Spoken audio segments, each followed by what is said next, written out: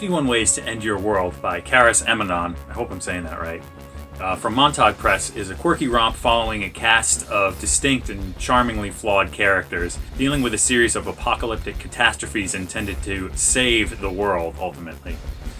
Narratives are woven together in this tale, with some taking precedence over others. The primary character is Anna Fraud, a young woman who we meet while in the midst of committing suicide by sleep deprivation. It's a clever character quirk to sort of introduce us to this character and the feel of the book right away. There are other irreverent bits throughout 51 Ways that add to the overall tone and give it its feel. Characters are drawn to about the extent that they need to be for a book this length and feel.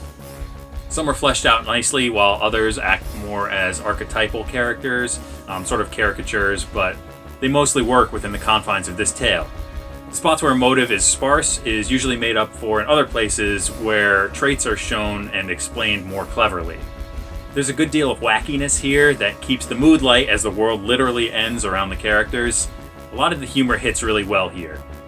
There's some spots where things feel a bit on the nose, and while I think that's the intent, it softens some of the impact of the social commentary for me personally. At 165 pages or so, the book moves at a nice clip, zipping along through the settings and events.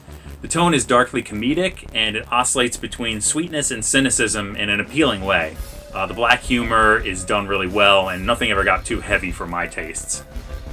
I'd recommend 51 Ways to End Your World to anyone looking for a brisk and irreverent lampoon of modern times. Though the story does have a somewhat classic feel, it encapsulates a lot of the tone of modern times.